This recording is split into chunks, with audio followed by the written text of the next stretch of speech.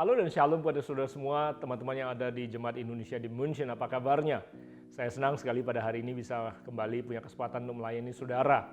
Dan saya juga mengikuti perkembangannya ada di München. Saya mendengar sejak September yang lalu terjadi transisi perubahan pergantian pengurus dari pengurus lama kepada pengurus yang baru. Jadi pada kesempatan ini, izinkan saya mengucapkan selamat bekerja kepada pengurus yang baru untuk Carlo, Indra, Yonata dan Rio yang sudah mulai bertugas. Dan juga pada waktu yang bersamaan saya juga ingin mengucapkan terima kasih kepada pengurus yang lama, Pastor Petrus yang sudah bertahun-tahun tekun melayani saudara di München.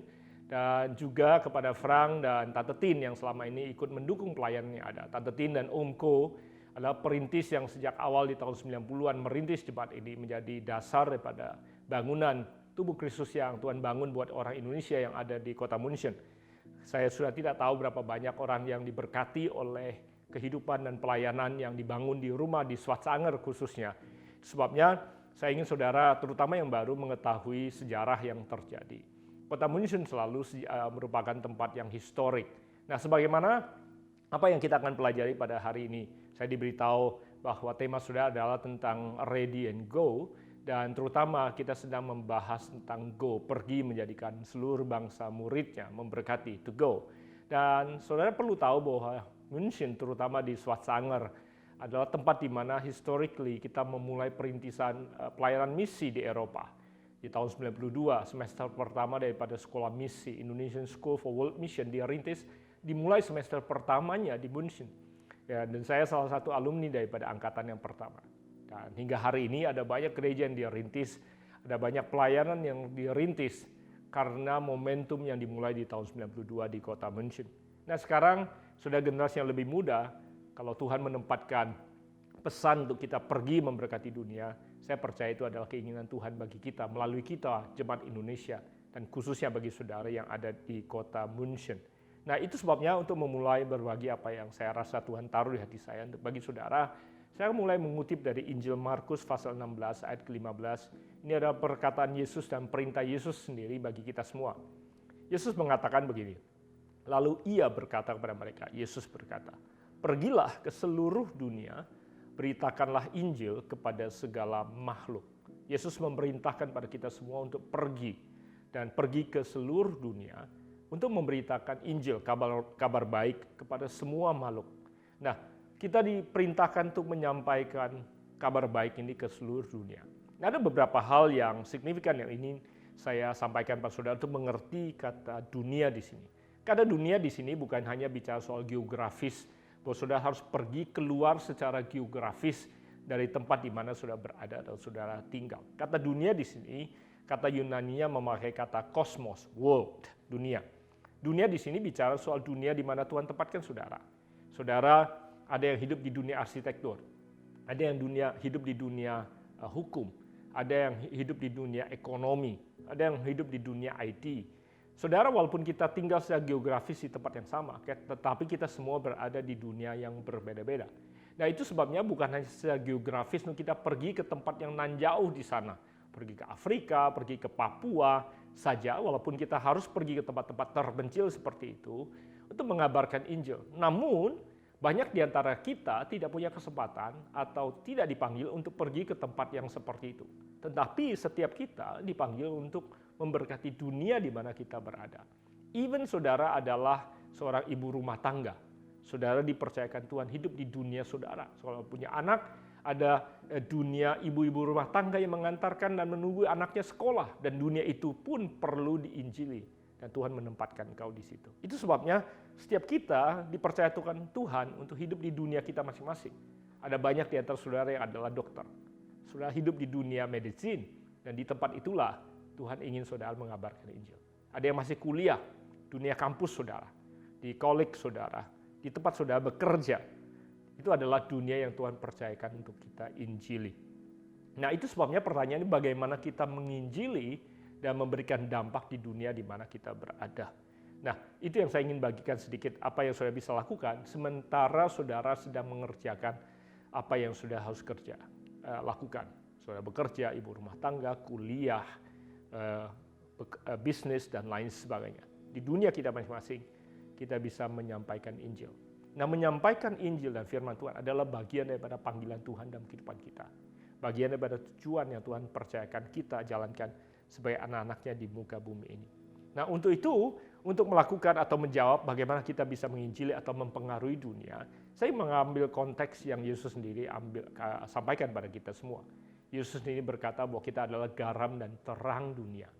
Nah, garam dan terang adalah dua dampak yang Tuhan pakai sebagai analogi kita sebagai orang percaya untuk mempengaruhi dunia, menggarami dunia, dan menerangi dunia. Nah, khusus hari ini, pada saat kita membahas tentang pergi memberkati dunia, saya ingin bicara hanya fokus pada garam saja, dampak dan pengaruh daripada garam dan menggarami dunia.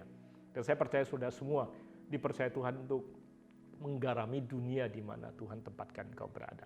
Mengutip dari Injil, kembali lagi, yang Yesus ucapkan di Matius pasal ke-5 ayat ke-13, dan saya khususnya hari ini membaca dari terjemahan Alkitab yang mudah dibaca atau AMD. Agak sedikit berbeda dengan terjemahan baru yang biasanya kita baca. Bacanya adalah seperti dikatakan bahwa kamu adalah garam dunia. Tetapi kalau garam menjadi tawar, garam itu tidak dapat lagi dibuat asin. Garam tidak berguna jika rasanya atau rasa asinnya hilang. Oleh sebab itu, garam itu akan dibuang keluar dan orang akan menginjaknya.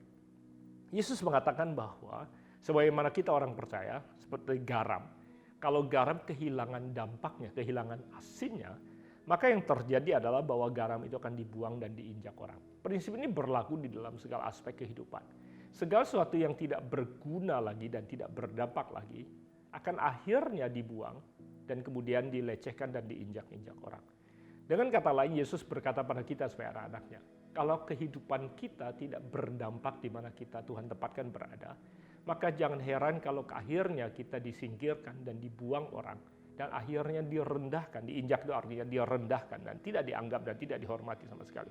Padahal Tuhan ingin kita bisa berdampak, tidak dibuang oleh lingkungan yang ada di mana kita berada, apalagi direndahkan. Tuhan ingin kita berada di tempat terhormat dan dapat memberikan dampak. Nah, itu sebabnya yang harus kita perhatikan adalah jangan sampai kita kehilangan pengaruh dan dampak daripada kehidupan kita.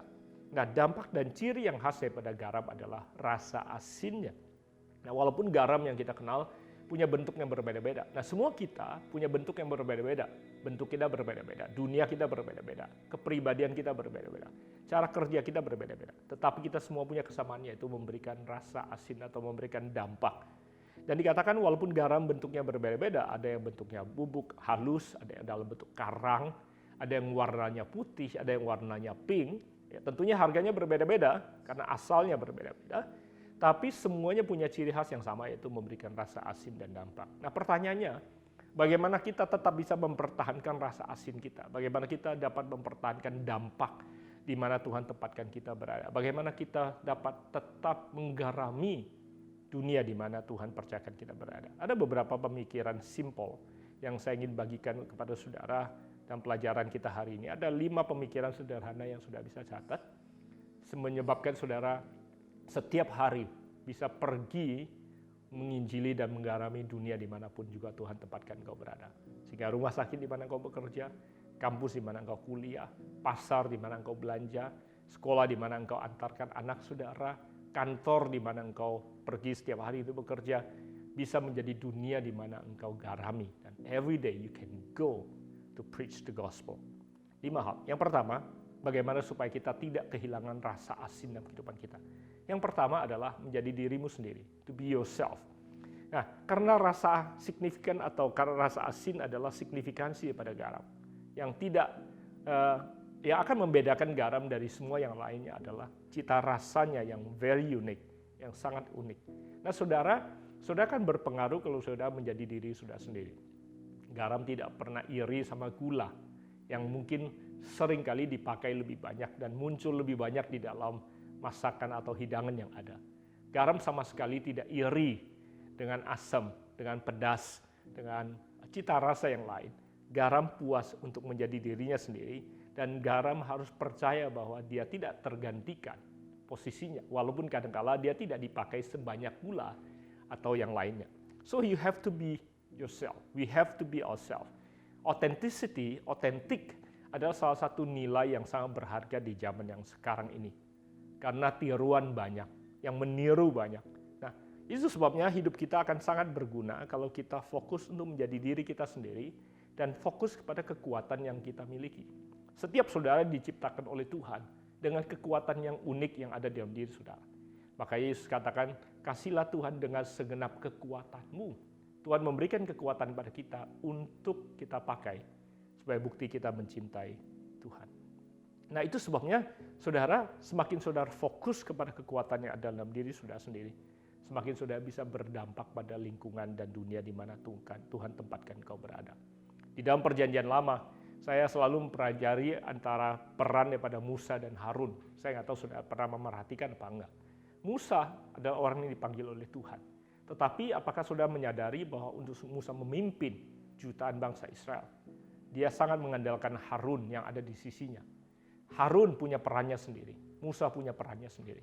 Kalau saudara mempelajari perjanjian lama, tongkat yang Musa lemparkan di hadapan Tuhan itu adalah tongkat Musa, yang menjadi ular yang kemudian diambil kembali menjadi tongkat. Tapi kemudian kalau saudara membaca dan memerhatikan, tongkat yang dilemparkan di depan Harun itu bukan lagi tongkat Musa, tetapi tongkat Harun yang dilemparkan di Musa. Dengan kata lain, Musa berhasil mengimpartasikan panggilan Tuhan dalam kehidupan dia, dan kemudian mendelegasikan dan mempercayakan Harun untuk mendemonstrasikan kuasa Tuhan itu melalui tongkatnya Harun di hadapan di hadapan Firaun, maaf. Jadi justru yang Harun atau Firaun saksikan adalah apa yang Tuhan percayakan pada Musa dan didelegasikan pada Harun. Demikian juga kepada bangsa Israel. Harun seringkali dipakai sebagai penyambung lidah daripada apa yang Tuhan pesankan kepada Musa. Kalau saudara baca seringkali, Musa menyebut dirinya bukan orang yang fasih lidah. Justru Harun saudaranya adalah penyambung lidah yang seringkali menyampaikan apa yang Tuhan sampaikan kepada umat bangsa Israel. Tapi Alkitab semua mencatat bahwa Musa adalah pemimpinnya, bukan Harun. Walaupun peran Harun tidak kalah pentingnya di dalam kehidupan Musa dan kehidupan bangsa Israel. Nah, saudara bisa melihat bahwa Musa punya perannya sendiri, Harun punya perannya sendiri. Dalam kehidupan kita semua juga seperti itu. Pada saat kita nyaman dan tahu ini adalah bagian peran kita, maka bersama-sama kita bisa menjadi tim yang sangat kuat. Itu sebabnya untuk jemaat di Jim, untuk pengurus yang baru khususnya, saya percaya Indra, Carlo, Yonata, dan Rio masing-masing punya kekuatan sendiri, masing-masing punya peran tersendiri.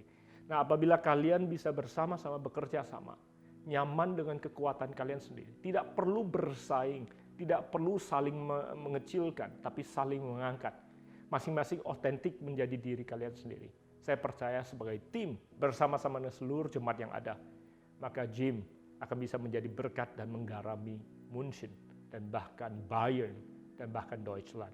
Itu sebabnya saya berdoa pada saat kalian bisa saling bahu-membahu, menjadi diri kalian sendiri, tapi saling mendukung dalam tim.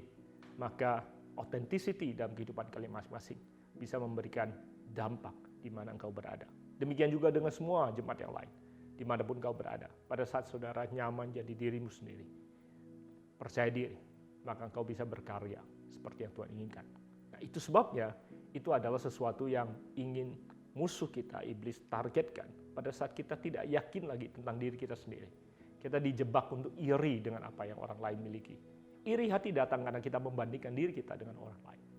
Apa yang orang lain terima lebih baik, posisi orang lebih baik, berkat orang lebih besar. Saudara menjadi iri hati, saudara jadi kehilangan fokus kepada apa yang Tuhan tempatkan dalam diri saudara. Kekuatan dan fokus saudara menjadi tertuju pada apa yang orang lain lakukan. Jangan terjebak seperti itu. Itu sebabnya fokuslah pada diri saudara sendiri. Karena Yesus sendiri dicobai pada waktu itu. Pada waktu Yesus baru mau memulai pelayanan, setelah dia berpuasa, iblis berkata, yakinkah kamu akan siapa dirimu? Yakinkah kamu bahwa kamu ini anak Allah? Kalau engkau nggak yakin, buktikan kalau kamu anak Allah. Ubahlah batu menjadi roti. Saya bersyukur Yesus tidak terprovokasi karena Yesus tahu betul siapa dirinya. Dia sama sekali tidak terprovokasi untuk membuktikan dengan mengubah batu menjadi roti. Yesus percaya diri karena dia tahu siapa dirinya. Kepercayaan diri datang pada saat kita nyaman dan tahu siapa diri kita sesungguhnya. Be yourself. Sebabnya jangan terjebak. Pada saat kita terjebak, kita akan cenderung melihat orang lain. dan membandingkan orang lain dengan keberadaan kita. Jadi itu yang pertama, be yourself, be authentic. Saudara akan bisa menjadi berkat dan dampak dimanapun kau berada. Jangan terjebak membandingkan dirimu dengan apapun juga, siapapun juga yang ada di sekitar saudara. Yang pertama. Yang kedua adalah untuk memberikan dampak. Garam tidak harus menonjolkan diri, apalagi mendominasi. Garam memberikan rasa asin justru dengan cara melarutkan dirinya, tidak terlihat kalau dia ada dalam sebuah masakan. Bayangkan kalau garam itu terlihat. Saudara pesan makanan, garamnya itu masih kelihatan dominan apalagi. Saudara pasti tidak lagi punya nafsu untuk makan makanan tersebut. Saudara bisa membayangkan rasanya dan saudara tidak tergoda untuk ingin mencicipinya lagi. Garam akan berdampak justru pada saat dia larut dan tidak kelihatan. Nah, prinsip ini berlaku dan berdampak dalam kehidupan kita masing-masing. Kadang-kadang waktu kita mengkontribusikan sesuatu tidak selalu harus terlihat nyata, tetapi dampaknya dapat dirasakan. Rasanya bisa dirasakan. Orang bisa merasakan keberadaan garam bukan karena melihat garam itu ada, tapi bisa merasakan kehadirannya melalui rasa yang ada. Dalam kehidupan kita seringkali juga seperti itu. Apa yang kita buat tidak selalu harus terlihat nyata di mata orang, tapi apabila rasa kehadiran kita dapat dirasakan, maka keberadaan kita berdampak.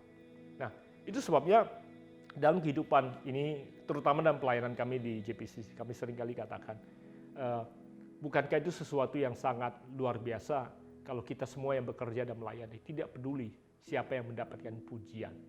Pada saat kita melayani tidak untuk mendapatkan pujian, maka itu memberikan kepuasan kepada kita masing-masing. Karena pada saat kita bersama-sama menang, maka itu adalah kepuasan dan pencapaian yang tersendiri. Masalahnya adalah kita hidup dalam dunia di mana kita semua ketagihan pujian dan pengakuan. Nah, itu sebabnya hati-hati saudara, jangan terjebak di dalam ketagihan akan pujian dan pengakuan yang datang daripada lingkungan kita. Tidak ada salahnya, karena memang pada saat kita menerima pengakuan, itu memberikan rasa yang sangat nyaman dalam diri kita. Dan tanpa sadar, ada kimiawi otak yang membuat kita ketagihan akan pengakuan dan pujian yang datang daripada orang. Di sosial media kita kenal dengan likes. Setiap kali kita terima likes, sepertinya ada sesuatu yang bergejolak di dalam diri kita. Dan kalau kita tidak sadar, tidak hati-hati, kita bisa ketagihan hal tersebut. Walaupun tidak ada salahnya kalau kita menikmati pujian dan pengakuan yang ada. Tapi hidup kita tidak tergantung daripada pujian dan pengakuan saja. Nah, itu sebabnya kita bisa kehilangan rasa asin dan dampak dalam kehidupan kita apabila kita tidak berhati-hati dan kita kemudian cenderung terikat ketagihan akan pengakuan dan pujian yang datang daripada orang lain saja. Akibatnya, saya temukan banyak orang yang kemudian berusaha menonjolkan diri mereka, berusaha untuk mendominasi sebuah pembicaraan dan keberadaan, sekedar supaya mereka menjadi orang-orang yang diakui, karena itu yang mereka cari dalam kehidupan. Tapi kalau sudah memerhatikan kebenaran prinsip firman Tuhan yang diajarkan oleh garam, garam bisa berdampak walaupun tidak menonjolkan diri dan tidak mendominasi. Di rumah sakit saudara, di kampus saudara, di dunia yang dimana Yesus mengutus saudara, saudara tidak selalu harus menonjolkan diri dan dominan. Bela dunia yang mengakui keberadaan saudara, karena apa yang saudara lakukan berdampak. Amin. Jadi yang pertama, jadi dirimu sendiri. Kedua, tidak harus menonjolkan diri dan mendominasi apabila saudara mau memberikan pengaruh. Yang ketiga, garam selalu membawa kehidupan. Setiap di mana garam ada, di situ kemudian memberikan cita rasa yang menghidupkan semua rasa-rasa yang lain, memperkaya semua rasa-rasa yang lain. Saya baca dari buku istri saya, Melukis Hari. Kalau saudara belum punya, saudara harus pesan online. Melukis Hari, justru apa yang saya bagikan ini dituliskan oleh Hana di dalam bukunya Melukis Hari. Dikatakan pada waktu dia bikin kue kadang-kadang bukan hanya dominan rasa manis yang ada di situ, rasa atau asin yang ditambahkan sedikit akan mengangkat rasa manis yang ada. Demikian juga saya pikir semua makanan yang lain yang didominasi oleh pedas atau asam, kalau saya berikan manis dan asin, terutama rasa asin, maka rasa asin itu akan mengangkat semua cita rasa yang lain dan memberikan kombinasi yang semakin menggairahkan atau menghidupkan. Dan demikian juga garam, setiap kali di mana garam ada, garam bisa memberikan kehidupan atau mengangkat keadaan yang ada. Demikian juga sebagai orang percaya, dimanapun kau berada, apabila engkau ada di tempat itu bisa menjadi hidup. Rumah sakit sudah bisa menjadi hidup. Kampus sudah bisa menjadi hidup.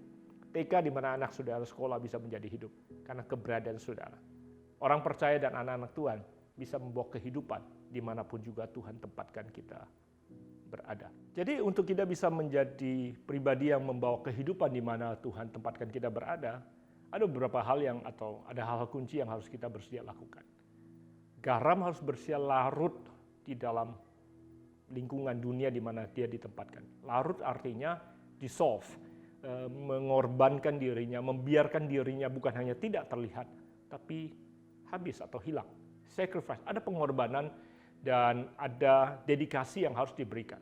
Nah, untuk kita bisa memberikan kehidupan di dunia di mana Tuhan tempatkan kita berada, kadang-kala kita harus bersedia untuk berkorban, membiarkan diri kita larut di situ. Nah, begitu garam larut, dia tidak bisa lagi kembali kepada keberadaan semula. Ada banyak di antara kita yang begitu takut untuk melepaskan dan membiarkan diri kita untuk diberikan kepada dunia di mana Tuhan percayakan kita berada. Selama kita mempertahankan jati diri atau keberadaan diri kita sendiri saja, kepentingan diri kita sendiri, kita sulit untuk bisa memberikan kontribusi kepada lingkungan kita.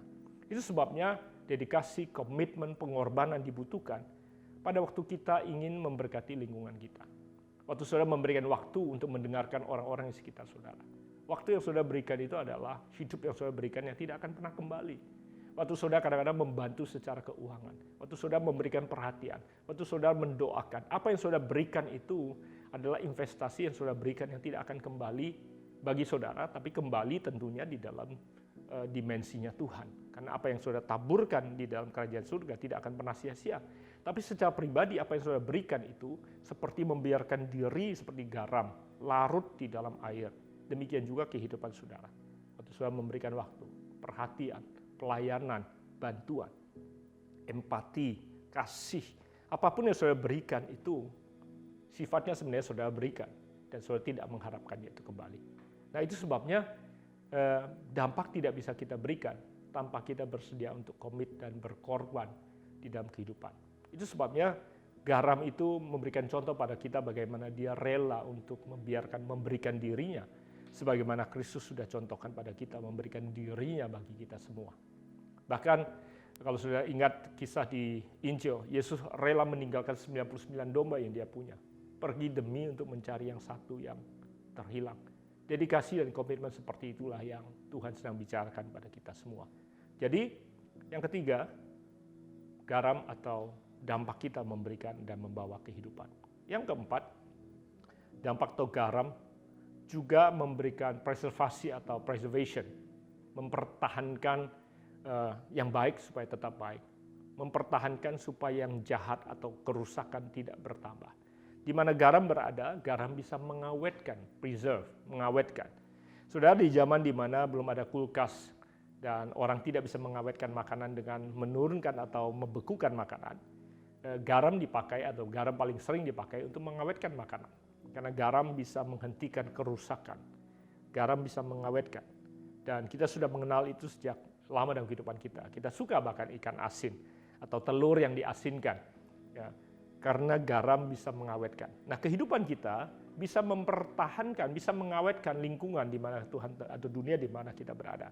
Harusnya di mana garam berada, kerusakan bisa berhenti. Yang baik bisa dipertahankan, bisa preserve. Nah, itu sebabnya keberadaan saudara akan mempengaruhi dunia di mana Tuhan tempatkan engkau berada. Kalau seandainya di situ ada kerusakan, ada kejahatan, keberadaan saudara bisa menghentikan kejahatan tersebut dan bisa mencegah apa yang baik untuk berubah menjadi buruk. Demikian juga dalam keberadaan kita dalam kehidupan. Itu sebabnya Tuhan tempatkan saudara dimanapun juga engkau berada untuk preserve, untuk mengawetkan dan mempertahankan keadaan yang baik, bahkan mengubah yang jahat menjadi lebih baik. Itu sebabnya garam sangat berdampak dan sangat berguna untuk mengawetkan. Dan saya percaya Tuhan punya beban dan Tuhan punya kerinduan untuk menempatkan saudara, menaruh saudara di dunia-dunia di mana Tuhan melihat membutuhkan kehadiran saudara untuk mempertahankan apa yang baik supaya tetap baik dan bisa mengubah apa yang tidak baik menjadi lebih baik.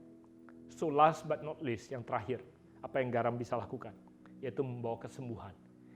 Garam bisa membawa kesembuhan. Di sini, saudara yang mendengarkan banyak adalah dokter. Sudah tahu air garam dapat membersihkan dan menyembuhkan luka. Itu sebabnya garam itu seringkali dipakai untuk mengobati luka.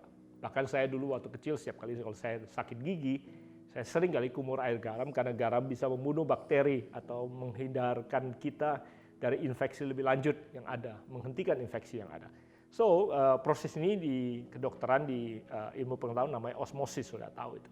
Jadi, garam bisa menyembuhkan. Nah, demikian juga dalam kehidupan kita, seringkali keberadaan kita ini bisa membawa kesembuhan terhadap luka yang ada. Dunia ini penuh dengan orang-orang yang terluka. Secara jiwani mereka terluka, dalam batin mereka terluka. Ada banyak orang yang memerlukan perkataan-perkataan yang sifatnya menyembuhkan, yang keluar dari mulut kita. Itu sebabnya keberadaan saudara akan sangat berdampak apabila saudara menyadari bahwa pada saat saudara menjadi dirimu sendiri, waktu saudara tidak berusaha mendominasi, bahwa saudara ada di situ membawa kehidupan, dan saudara di situ untuk preserve, untuk mengawetkan keberadaan yang baik. Bahkan saudara dipercayakan Tuhan untuk bisa speak life, dan kemudian menyembuhkan di tempat di mana engkau berada. Ada banyak hati yang terluka yang bisa sembuh. Ada banyak pernikahan yang terluka yang bisa sembuh. Karena Tuhan pakai saudara. Itu sebabnya saya percaya bahwa saudara akan dipercayakan Tuhan untuk menyembuhkan dimanapun juga Tuhan tempatkan engkau berada. Saya percaya ada banyak orang-orang yang sakit hatinya. Pernikahan yang sakit hatinya.